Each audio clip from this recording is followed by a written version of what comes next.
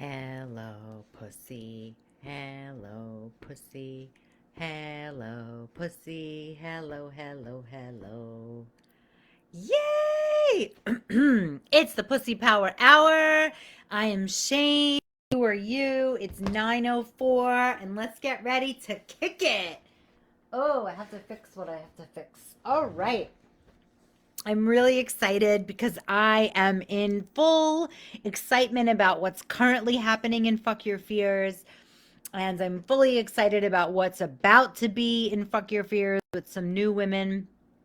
And tonight we're here to talk about what's the worst thing that could happen.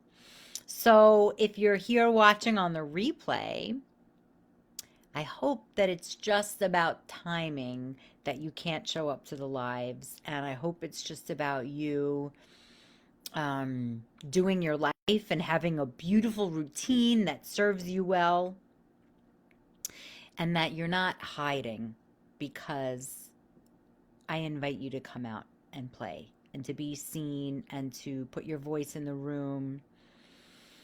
We're going to talk about fear tonight. I don't know why I'm so close, but I am. And so welcome. I welcome you here. I welcome you here. I welcome you to the Pussy Power Hour. It is the end of fucking March. I don't know when that happened. January, February, March, right? It's like the first trimester of the year is over. Time is going very quickly. And I hope my intention tonight is for you to get some like dope ass clarity that doesn't have you watching life fly by, because that's what's going to happen, and to just like to get something, to learn something, to I hope that you get encouraged to take some action. And if that action is showing up here and writing something in the comments, or if it inspires you to go live on Thursday, then my job is done. So I'm going to make sure that your comments are being seen. Whoever is here, can you just write hello or something so I can make sure? Because, oh, because I don't see any comments. You know, it's like a really fucked up thing when you open your phone to do something and then you read some shitty news. Okay.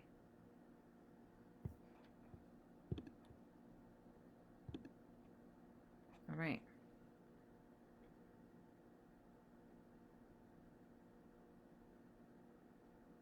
All right. We are connected still. I had a little Wi-Fi drama. All right, I'm going to keep this up just in case I don't get to see your comments. Nope, I don't want to do that. All right, little tech stuff.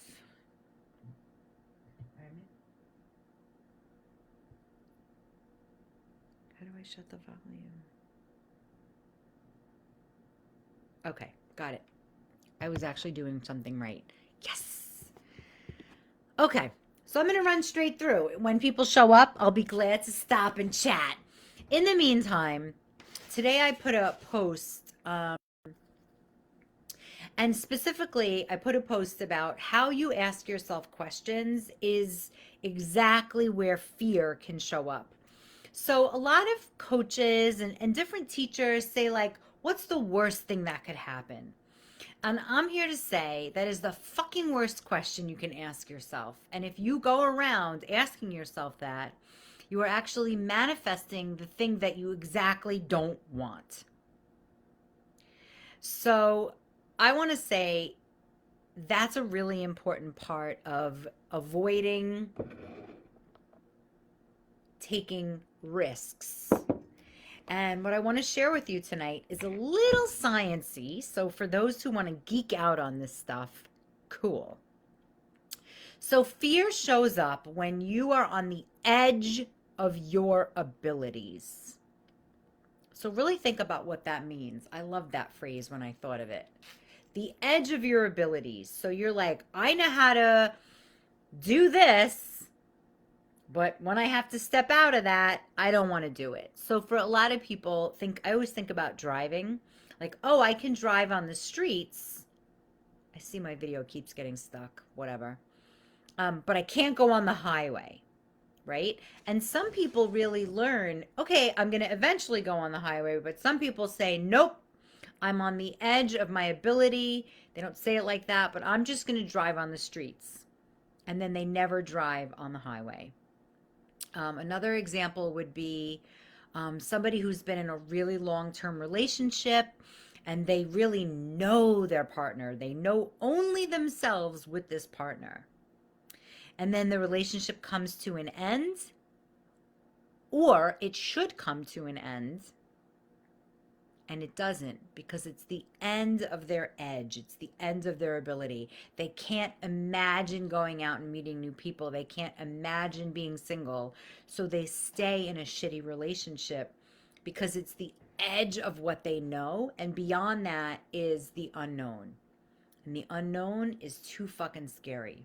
And the older we get, the more these belief systems that tell us it's okay to go right here, but don't go outside that comfort zone.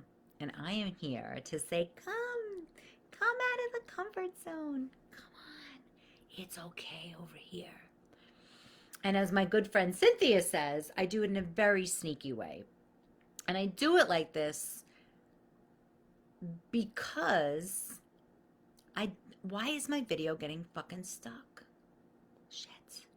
Maybe because my phone's too close. All right, well, I'll try to fix it.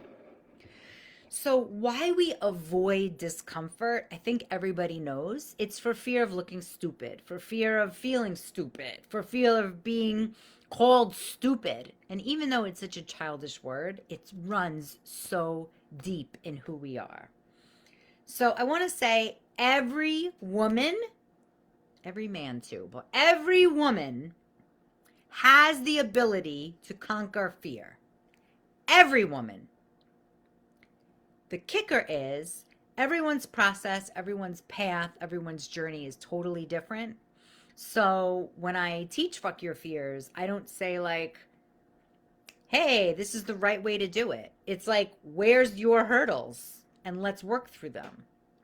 Let's go under them. Let's go around them.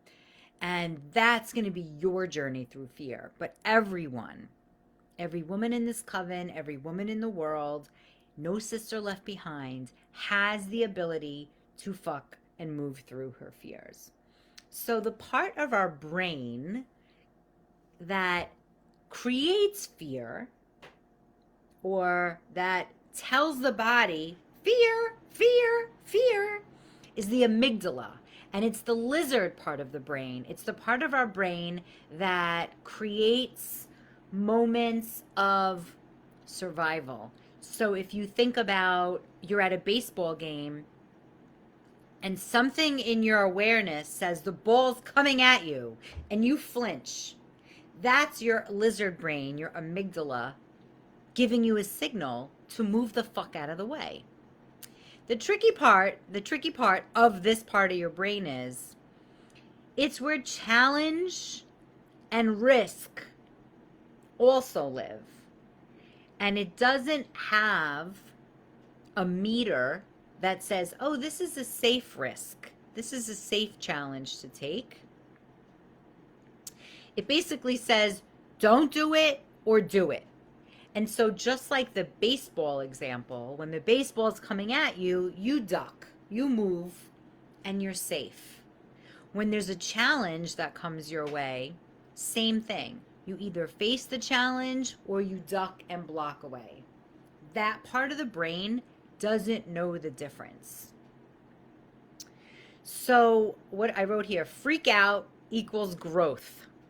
So the next time you feel like there's a freak out moment, just know that's the part of your brain that's giving you a warning, and you could either avoid it like the baseball, or let's use the same analogy, you might have brought your glove and you're going to catch it. So Here's my question. And again, if you're watching on the replay, answer this question. It's a really shitty one. I'll warn you. Ready? Should I take out pussy just so I can ask it? Okay, she's going to ask it. When has fear robbed you of an experience to grow? It's really shitty. I'm sorry I have to ask it. So for me, fear has robbed me of perhaps feeling more free in intimacy with men, which maybe could have led to legendary status love. I don't know. But the question is, when has fear robbed you from growth? It's a question that should piss you off a little bit, because when you think about that, where did you not speak up? Where did you not say, I have a question? Where did you not say, hey, I don't want to just walk away. I have something to say to you. Where did it squash your creative business idea? I don't know why my computer's fucking wonky. It's not on Wi-Fi. Fuck. Who do I have to fucking talk to? So I'm going to leave that question for a moment while I sip. Again, maybe it's just my laptop. It could be just my phone, actually. I don't know. You know what? I'm not going to fucking look at it because it's really, like, irking me. Okay, so yeah, let me get back on track with my thought, because where has fear robbed you of a growth moment? So when there's a moment for you to say yes, there's a moment for you to say, I don't fucking know what's gonna happen, but I'm gonna do it anyway, that's you fucking a fear.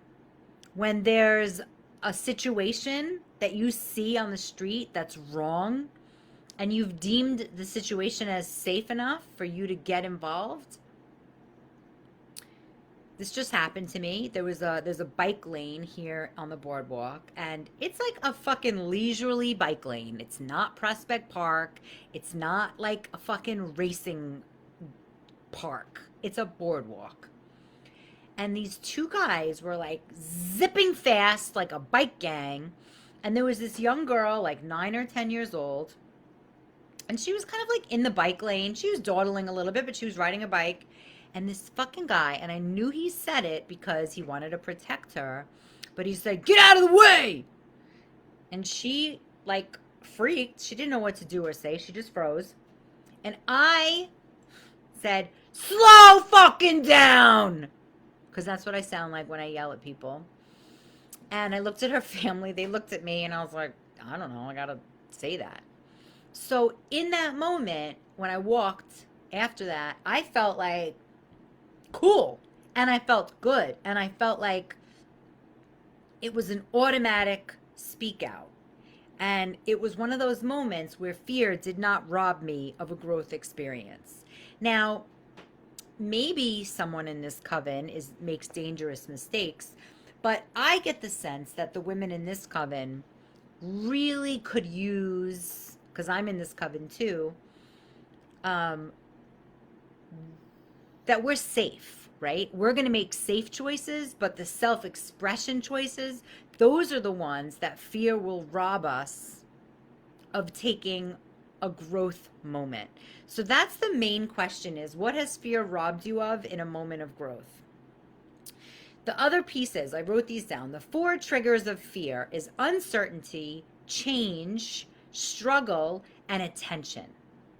And it's like that attention, it's about when I've done 1,000,000 lives, but for some reason, when you have to hit live, your body freaks out and you don't do it. Or you do it and then you get fumbly and bumbly. That's your amygdala. That's your lizard brain. That's like, oh, I'm going to get attention. When you're in a class and it's time to raise your hand to ask a question, what happens when you raise your hand? Zoom. Everybody looks at you. So that's one of those things that can trigger fear. Uncertainty, so fear of the unknown, Fear of change, huge. We're all in a big fucking change right now. Struggle, when you don't know what steps to take next and you just feel fucking lost. And 4, attention. So here's the thing with these 4 triggers of fear. When you have these triggers, when you know that these things are going to happen, expect the fear in your body. If you're going to do a live show, if you're going to start a business and show up live and do something different, you're going to experience fear in your body. So what? No, it's going to be there. Everyone, I just heard Jody Watley, I think it was, talking about fear. Every performer, they don't go on and they're like, oh yeah, this is fucking easy breezy. Heather Hertz has been interviewing artists on Twitch, and she shared that every artist feels like a fucking fraud. And so you think like the women and men who used to be on Broadway, you think they just feel like, hey, shit's easy, whatever. No, they feel fear in their body too. So once you just assume, I'm going to feel afraid. I'm going to feel afraid. That's just going to be the way it is. When there's uncertainty, when I'm going to get attention, when I'm going to struggle, when there's going to be change, I'm going to have fear. Period. Okay. So then you know. And by the way, it's still going to feel scary. It's still going to feel fucked up. And you're going to know now scientifically that the amygdala, the fucking lizard part of your brain, is doing its thing. Protect, protect, protect, like the baseball. Except you know and you make the decision, this is not a life or death situation. I'm going to say yes. I'm going to show up. I'm going to raise my hand. I'm going to sign up. Whatever it is, that's it. So if these elements are present for you, just know fear is going to be there. Facts. It's going to be uncomfortable, but then you do the thing and then you're going to be somewhere else. What else did I want to share? Oh, yeah. So as a behaviorist, right? That's like my background is behavior. So watching yourself behave in a certain way when fear comes up, just be like, oh, that's what happens to my body when I have fear. Okay, that's my fear. Nice to know you. And then when you do it, whatever you're doing, you'll just be like, oh, my fear body is back. There was one time I was doing burlesque at the brewery, so it's my neighborhood, and I did a very edgy performance. Now, I dance, whatever, no big deal. This time, I had all these papers stuck to my body, and they said slut, whore. I had porn or Playboy, Hustler magazine taped to my body. And they had me as the closer of the whole show. So now I'm dressed at 7 o'clock. I go on at 9 o'clock. You think I was just sitting there chilling? And I remember like fixing my makeup, taking some selfies, like doing all this fucking shit.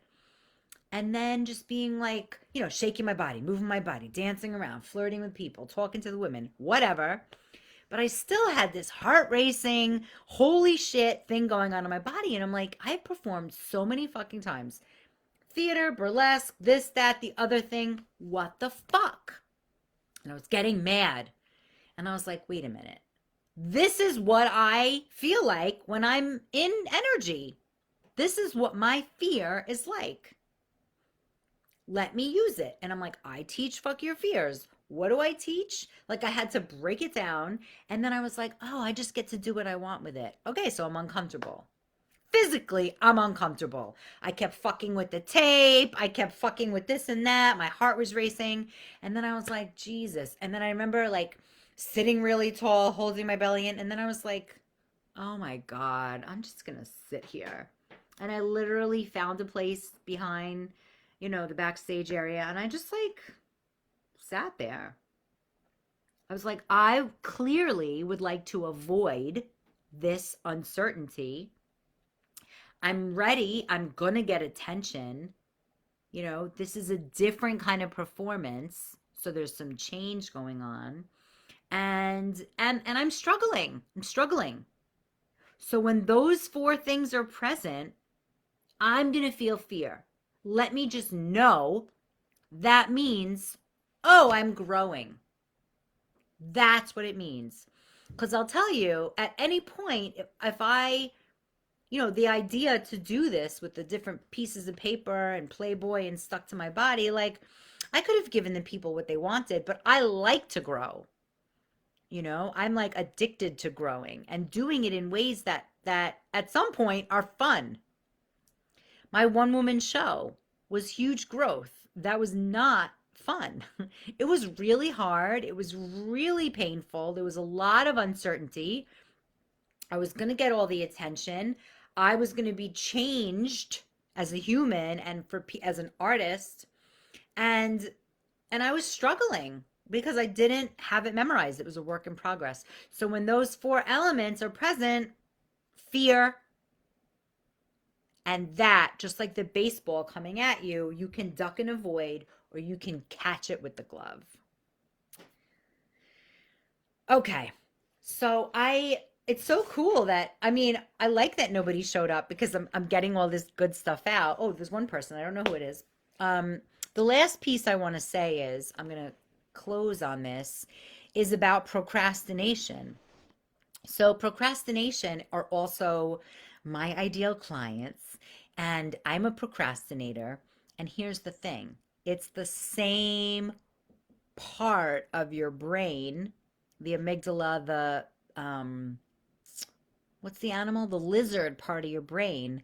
Because if you have weeks and weeks in advance to do a paper, type yes if you do it the night before. And here's why. It's so good. Science is so good. Let me take a sip because I really love mushroom coffee. Mm. Holy fuck, it's really good. So if you're in choice for months to do a paper, it's annoying, it's uncomfortable. So waiting for the last minute gets that fight or flight brain activated, which is an addiction. So it's like you wake up in the morning and you're like, I'm going to have a healthy day. I'm going to wake up and work out. And this is me big time, I'm going to wake up and have a healthy breakfast. But you wake up and you're like, I have pizza in the fridge. Well, that's kind of healthy. It's like a sandwich. I'm going to eat it. And so instead of stopping, making an oatmeal, doing the proper things, and I haven't done this in a while, but when I have pizza, I eat it for breakfast. So it's choosing the easier route out, right? It's choosing the avoidance of something that's a little bit hard. So the note is, when something is coming at you and it's not a baseball or a fucking 120-mile-an-hour car, your current present self has to be able to make that choice. I'm going to do the thing or I'm going to avoid it, like a fast baseball or a fast car. But you are the only one that knows that it's not that kind of danger. So the biggest piece I want to review is the amygdala, the science fucking lizard part of your brain, only knows safe and dangerous. Black and white, that's it. Safe and dangerous. So when there's something fearful to do, like go live or have a business or speak up for your needs, that part of your brain only knows danger and safe. And so if it gets clarified as dangerous, it turns to avoidance and quietness. And the good girl syndrome that many women have affects the throat chakra, which is why women don't speak up in times, which is why that moment is the moment that robs you of growth. I made many fucking points tonight, but if you watch this, I really want to know what your takeaway is. And not just because I want to know, but when you take something away and you share it back in the comments, it means that your consciousness has allowed it in. If you're watching this and you fell asleep, it doesn't surprise me that there's not a lot of live viewers right now, because your subconsciousness is like subconscious, is that a word? Your subconsciousness. Your sub I don't know why I'm having a brain fart. It doesn't want to know this information because then you're going to have to take actions that are uncomfortable. Then you're going to be getting attention when it's uncomfortable. There'll be unknowns, and now you'll have information. So if you're watching this on the replay, or you're watching this on YouTube or wherever, type in the comments what your brain is taking with you as a way of getting attention in what you learned. Boom. Let me see my notes. Pretty notes. Yeah, that's it.